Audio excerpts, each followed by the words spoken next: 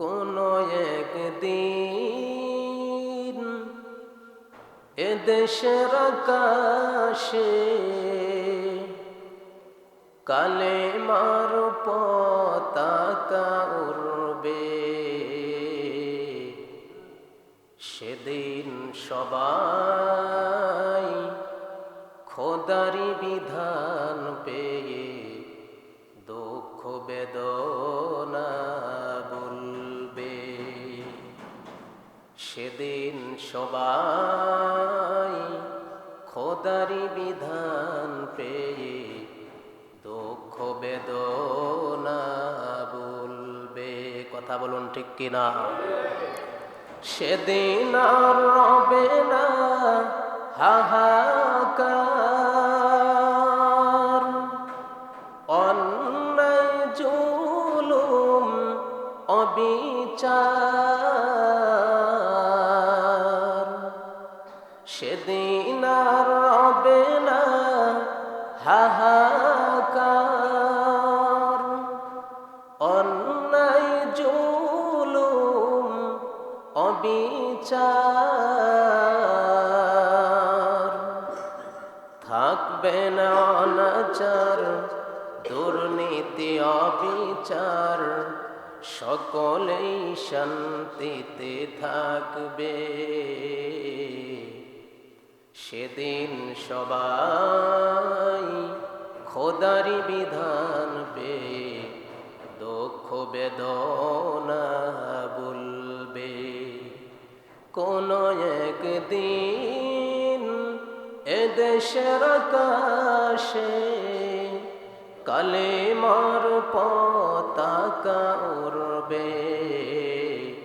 সেদিন সবাই আল্লাহরই বিধান পেয়ে দুঃখ বেদনা বলবে। কথা বলুন ঠিক কিনা? আমরা সকলেই বাংলাদেশে ইসলামের পতাকা উড়ুক, আমরা সকলেই চাই কি চাই না? বাংলাদেশ দিয়ে, কোরআন দিয়ে বাংলাদেশ পরিচালনা করা হোক, আমরা এটা চাই কি চাই না? যদি বাংলাদেশ কোরআনুল কারীম দিয়ে পরিচালনা করা হয়, কোরআন দিয়ে যদি বাংলাদেশ যদি চালানো হয়, তাহলে এই বাংলাদেশে চোর থাকবে না, বাটপার থাকবে না, চুরি থাকবে না, ডাকাতি থাকবে না, মেয়েদেরকে ধর্ষণ মানুষ আর করতে সাহস পাবে না।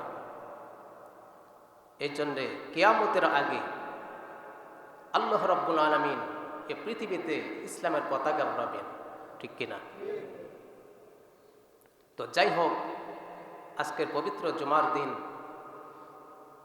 সর্বপ্রথমে সেই মহান মালিকের শুকরিয়া আদায় করে নিতেছি, যিনি আমাদেরকে পবিত্র জুমার নামাজ আদায় করার ব্যবস্থা করে দিলেন, যিনি আমাদেরকে দুনিয়াবী সমস্ত ফিতনা ফাসাদ থেকে হেফাজত করে তার পবিত্র বাইতুল্লাহে আসার এবং বসার তৌফিক দান করিলেন। সেই মহান রব্বে কারিমের উপর একবার শুকরিয়া আদায় করি, সকলে করি আলহামদুলিল্লাহ। দরুদ ও সালাম সে বিশ্ব নবীর উপর, যে নবীকে সৃষ্টি না করলে আল্লাহ রাব্বুল আলামিন এ পৃথিবীর কোনো কিছু সৃষ্টি করতেন না। যে নবী হচ্ছেন সাইয়্যিদুল মুরসালিন, খাতামুন নবিয়্যিন, যে নবী হচ্ছেন সমস্ত নবীগণের মাথার তাজ। যেই নবীকে সৃষ্টি না করলে আল্লাহ রাব্বুল আলামিন এই পৃথিবীকে সৃষ্টি করতেন না। যেই নবীর খাতিরে আল্লাহ রাব্বুল আলামিন আমাদেরকে পৃথিবীতে পাঠালেন, সেই নবীজির উপর দরুদ ও সালাম সকল করি সাল্লাল্লাহু আলাইহি ওয়াসাল্লাম।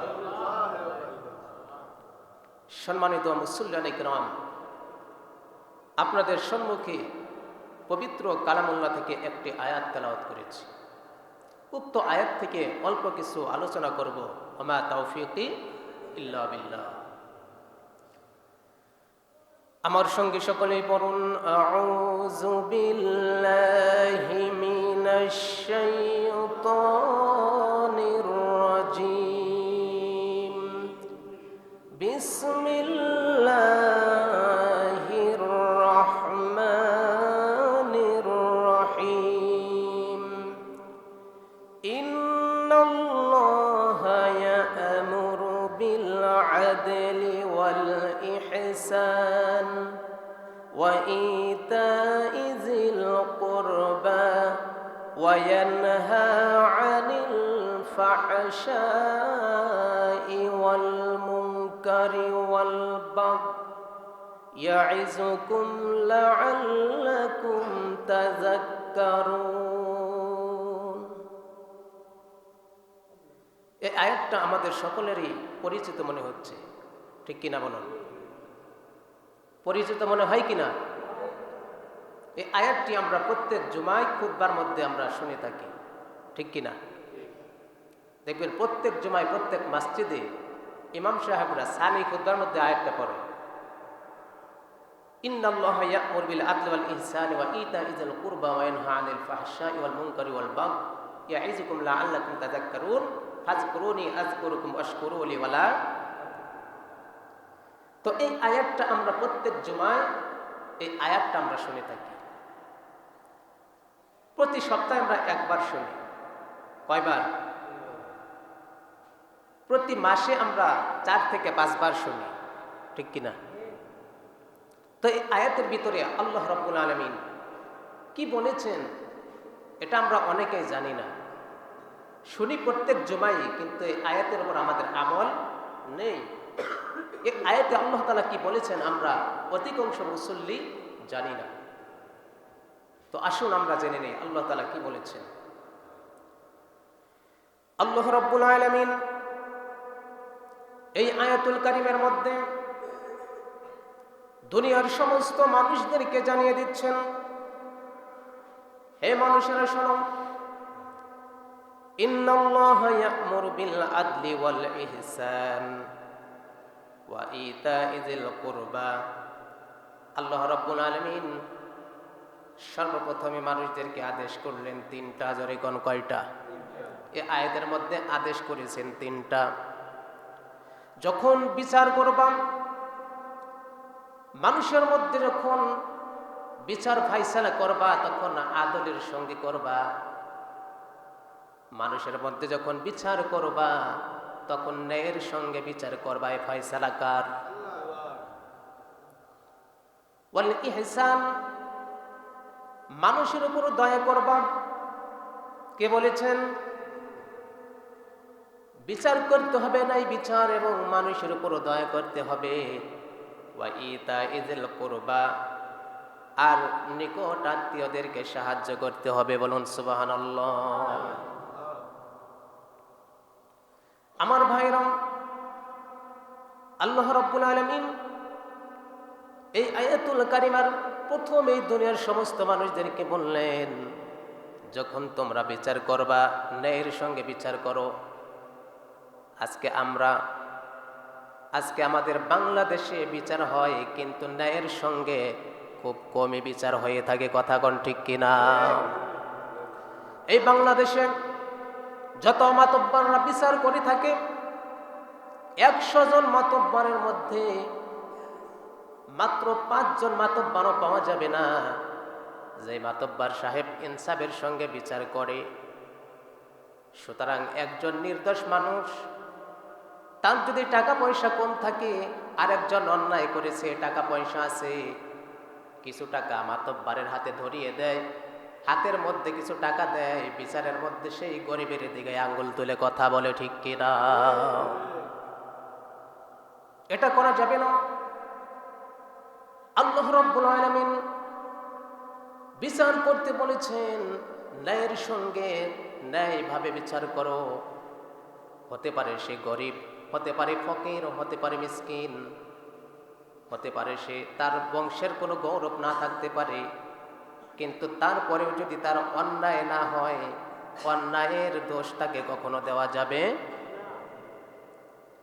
আমার ভাইরা, আর যদি কোনো শক্তিশালী মানুষ, টাকা আছে, পয়সা আছে, বংশের ক্ষমতা আছে, এমন ব্যক্তি যদি অন্যায় করে, তাহলে এমন ব্যক্তিরও অন্যায়ের শাস্তি পেতে হবে। কে বলেছেন?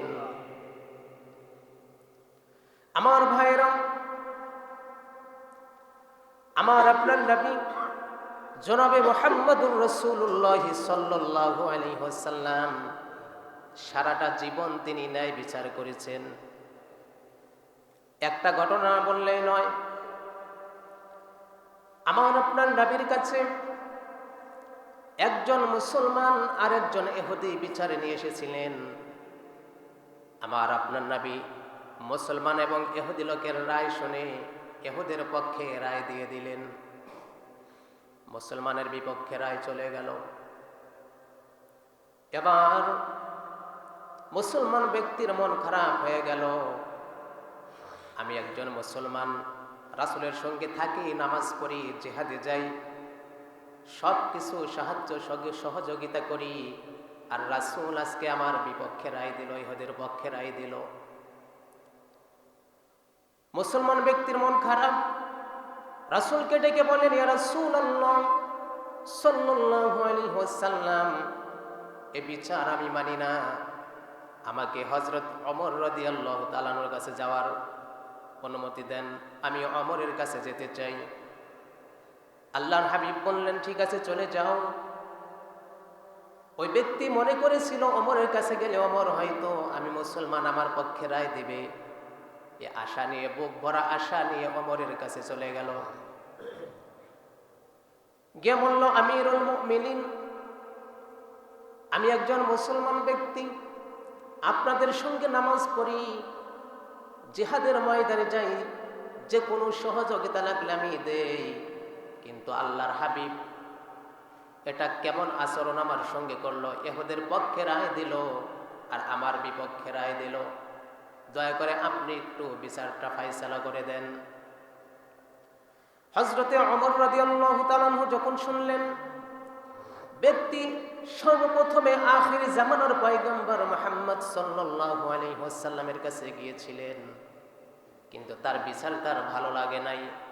হযরত ওমর রাদিয়াল্লাহু তাআলা আনহু বললেন, ও ভাই, তুমি এখানে দাঁড়াও, আমি ঘর থেকে আসতেছি। কিতাবের মধ্যে পাওয়া যায় হযরতে ওমর রাদিয়াল্লাহু তাআলা আনহু ঘরের ভিতরে চলে গিয়ে খোলা তরবারি নিয়ে এলেন আর কথিত মুসলমানের গর্দান একটা কোপ দিয়ে উড়াইয়া দিলেন। সুবহানাল্লাহ বলেন। এবং অমুসলিম লোকটি ভয় পেয়ে গেল যে তাদের দলের লোক মুসলমান ব্যক্তি, তাকে ওমর গর্দান উড়াইয়া দিছে, না জানি আমাকে কি করে। ঠিক কিনা বলুন? ভয় আছে না নাই? তাদের দলের লোক মুসলমান, তাকেই দিছে গর্দান উড়াইয়া, ভয়ে দৌড়াইয়া রাসূলুল্লাহ সাল্লাল্লাহু আলাইহি ওয়াসাল্লামের কাছে চলে গেছে।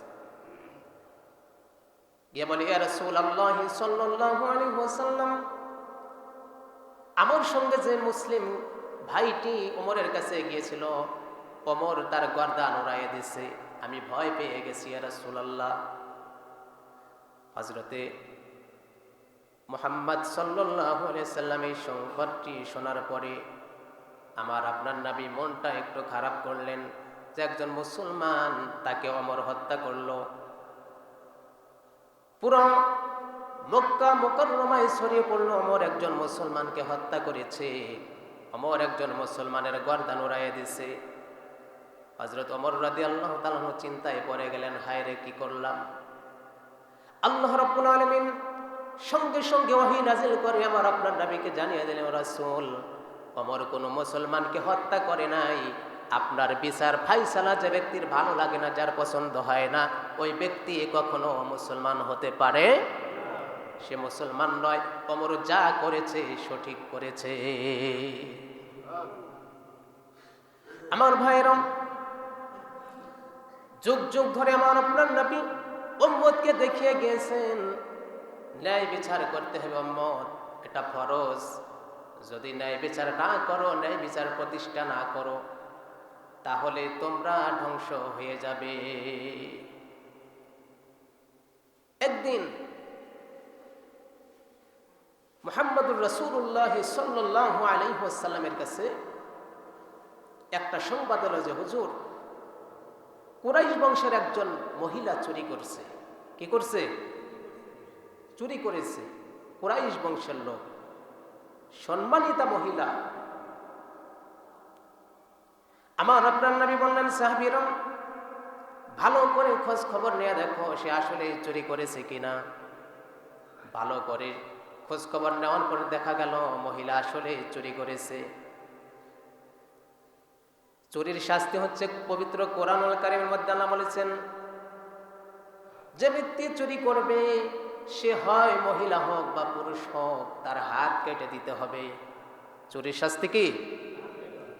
হাত কেটে দেওয়া। ওয়াসসারিকু ওয়াসসারিকাতু ফাকতাউ আইদিয়াহুমা, নির্দেশ কার? আল্লাহর।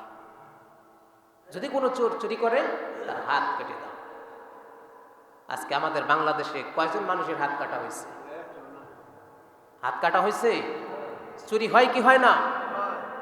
আজকে চুরি করছে, আমরা নিয়ে পুলিশের কাছে দিচ্ছি, টাকার জোরে সে থানায় থেকে বের হয়ে চলে আসতেছে, ঠিক কিনা?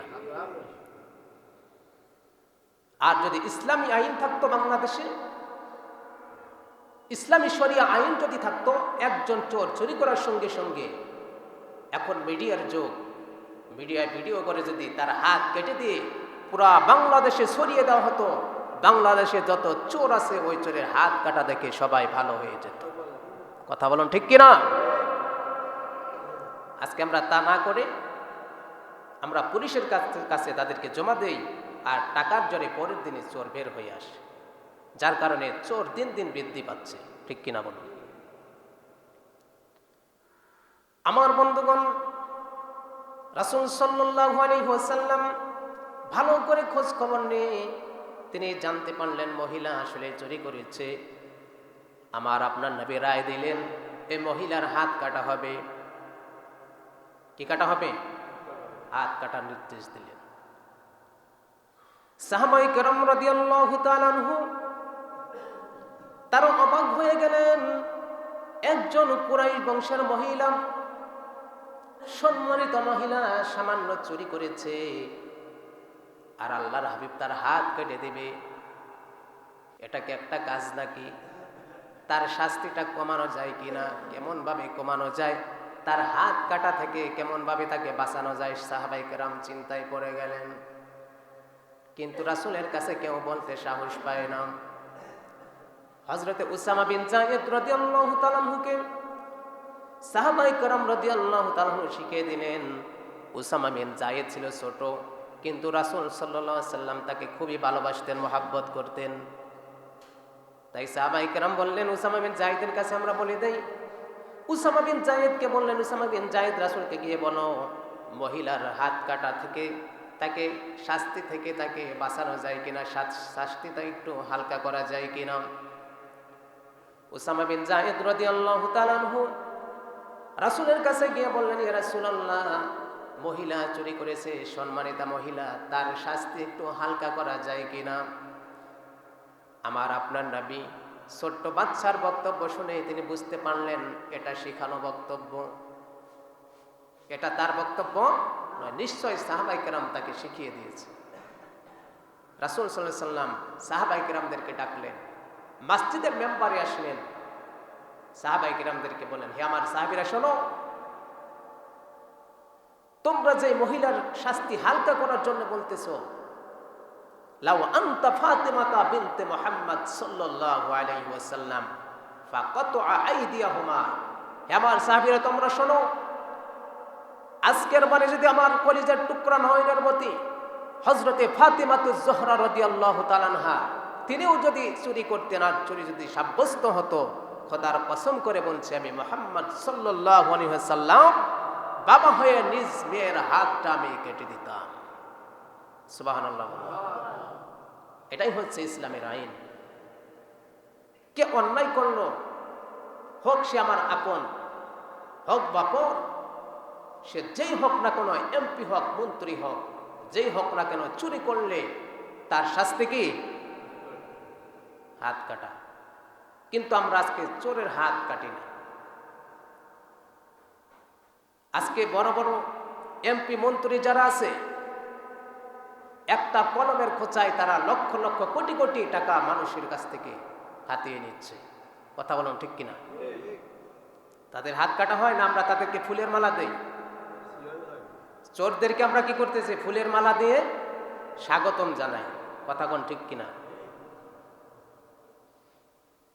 অথচ কোরআনের আইন হচ্ছে এমপি, মন্ত্রী, ব্যারিস্টার, ম্যাজিস্ট্রেট যত বড় ক্ষমতাশীল হোক না কেন, চুরি করার পর যদি সে ধরা পড়ে, তার শাস্তি হচ্ছে সরাসরি হাত কেটে দাও। কথা বলুন সুবহানাল্লাহ। আমার ভাইরা, আমার বন্ধুগণ, এই জন্যে বাংলাদেশে আমরা সবাই ইসলামের পক্ষে থাকব। কেমন ভাবে ইসলাম ক্ষমতায় যায় সেদিকে আমাদের চেষ্টা করতে হবে। কারণ এই দেশে যদি ইসলামী আইন চালু হয়ে যায় তাহলে এই বাংলাদেশটা শান্তিতে ভরপুর হয়ে যাবে। কথা বলুন ঠিক কিনা? এই জন্যে আমরা ইসলামের পক্ষে থাকব, আলেম ওলামাদের সঙ্গে থাকব। কেমন ভাবে পার্লামেন্ট পর্যন্ত কোরআন নেওয়া যায়, কেমন ভাবে বাংলাদেশে ইসলাম কায়েম করা যায় সেদিকে আমরা লক্ষ্য রাখব। আজকে অনেকে আলেমেরা বলে ইসলাম নাকি মুহাম্মদ সাল্লাল্লাহু আলাইহি সাল্লাম তিনিই তো কায়েম করে গেছে, আর কোনো দরকার নাই। বলুন নাউজুবিল্লাহ। ইসলাম কায়েম আমার আপনার নবী করেছেন, তবে সেটা মদিনায়। সেটা কোথায়? মদিনায়। বাংলাদেশে ইসলাম আছে নামে, ইসলাম কায়েম হয় নাই। এখনো ইসলাম কায়েম হয় নাই বাংলাদেশে। ইসলাম যদি বাংলাদেশে কায়েম হতো তাহলে হাজার হাজার ওয়াজ মাহফিলে সরাসরি আল্লাহর কোরআন প্রচারকে বন্ধ করে দেওয়া হয়। কথা কোন ঠিক কিনা? ইসলাম থাকলে নাস্তিকরা কোনোদিন ওয়াজ মাহফিল বন্ধ করে দেওয়ার সাহস পেত?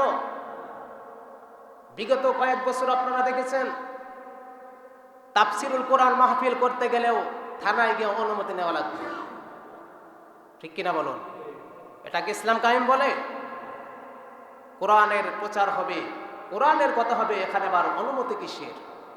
অনুমতির কোনো দরকার আছে? আল্লাহর জমিনে আল্লাহর কোরআনের কথা হবে, অনুমতি নেওয়ার কোনো দরকার নেই। এই আইন যেদিন হবে সেদিনই হবে বাংলাদেশে ইসলাম কায়েম। তো সম্মানিত ভাইরা আমার, বেশি কথা বলবো না, যেহেতু সামনে আমাদের নির্বাচন। আমি খতিব হিসাবে আপনাদেরকে কিছু ধারণা দেওয়া আমার দরকার আছে না নাই? আমার উপর আপনাদের সবার হক আছে। আপনারা কোন পথে চলবেন, হাঁটবেন, আমার বলা দরকার। তারপর সেটা মানেন বা না মানেন সেটা আপনার ইচ্ছা মতো, কিন্তু আমাদের বলা উচিত, নতুবা কাল কঠিন কিয়ামতের ময়দানে আসামি হতে হবে। তো অনেকেই আমাদেরকে প্রশ্ন করে, হুজুর সামনে নির্বাচন আসতেছে, আমরা কোন দলে ভোট দেব? অনেক আলেমরা বাংলাদেশ জামাত ইসলামকে নিয়ে এখন মন্তব্য করে, বাংলাদেশ জামাত ইসলাম শুধু নামে, এটা ইসলাম নয়। অনেক আলেমরা বক্তব্য দিচ্ছে, এখন আমরা কোন দলে ভোট দেব? কথা বলুন ঠিক কিনা? প্রশ্ন আসে না? দেখবেন যারা নেট ঘাটেন মোবাইলে, অনেক বড় বড় আলেমরা বাংলাদেশ জামাত ইসলামকে নিয়ে মন্তব্য করতেছে যে বাংলাদেশ জামাত ইসলাম শুধু নামে ইসলাম, কামে ইসলাম। তাহলে ইসলাম যে কায়েম করতে আমাদেরকে বলেন, কোন দলে আমরা ভোট দেব? আমার ভাইরা,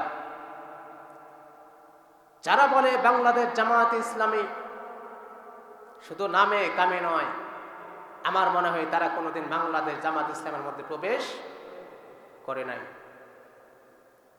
তো আপনি একটা জিনিস খান নাই, না খেয়ে কি আপনি সেটা টেস্ট বুঝবেন? বোঝা যাবে? কোনো ব্যক্তি কোনোদিন মিষ্টি খায় নাই, শুধু নাম শুনছে মিষ্টি মিঠা, সে অনুভব করতে পারবে? তো বাংলাদেশ জামাত ইসলামীতে যারা যোগ দিয়েছে, যারা কাজ করেছে, তারাই বলতে পারে যে এর দলটা কেমন। আজকে একজন কুলাঙ্গার বেয়াদব রেজওয়ান রফিকি নামক এক মুফতি, নামে মুফতি, এই মুফতি নাকি, এই মুফতিকে জীবনে কেউ কোনোদিন চেনেও নাই, জানেও নাই।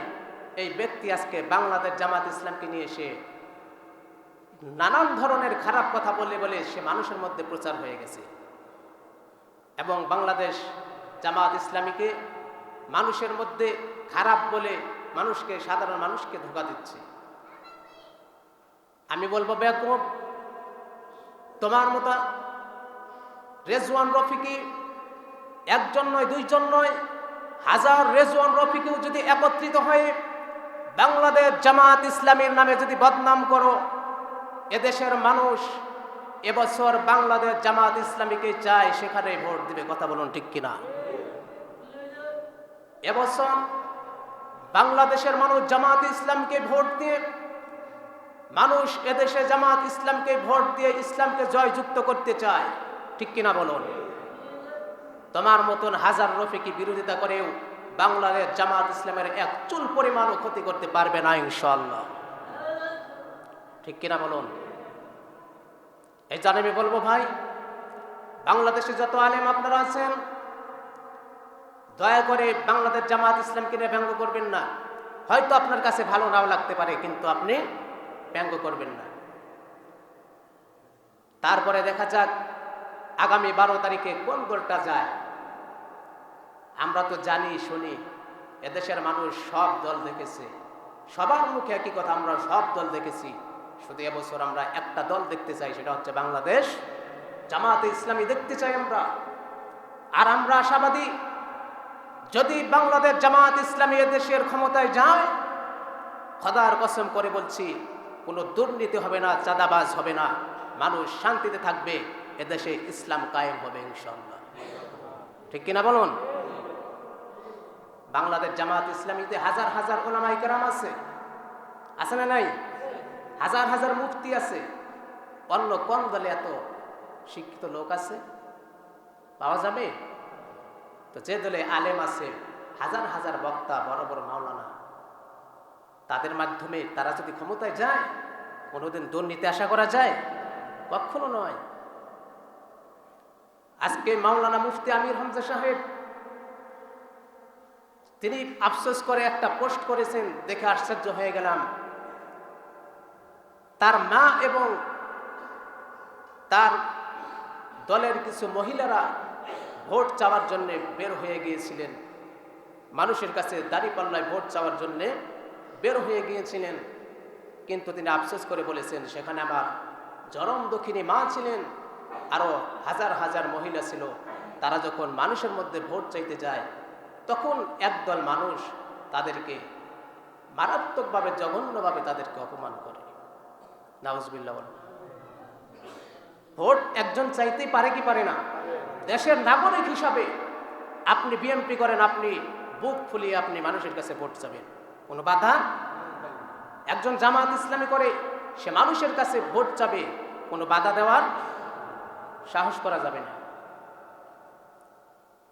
তারপরে দেখা যাক কারা ওঠে, কারা ক্ষমতায় যায়। আল্লাহ তাআলা যাদেরকে রিজিকে রেখেছেন, তারাই ক্ষমতায় যাবে, ঠিক কিনা বলুন? এখানে বিরোধিতা করা যাবে না। তো আমরা যদি হযরতে ওমর ইবনুল খাত্তাব রাদিয়াল্লাহু তাআলা আনহু যেমন ভাবে দেশ চালিয়েছেন, দেশের শাসন করেছেন, হযরতে ওমর রাদিয়াল্লাহু তাআলা আনহু তিনি যেমন ভাবে দেশ চালাতেন, আমরা যদি সেই ওমর রাদিয়াল্লাহু তাআলা আনহুর যুগটা আবার ফিরে পেতে যাই, তাহলে অবশ্যই অবশ্যই বাংলাদেশ জামাত ইসলামীকে এদেশে আমাদের প্রয়োজন, ঠিক কিনা? আমরা একমাত্র বাংলাদেশ জামাত ইসলামী দিয়ে আশা করতে পারি। আল্লাহ রাব্বুল আলামিন আমাদের সকলকে সহিহ বুঝ দান করুন। সকলে বলুন আমিন।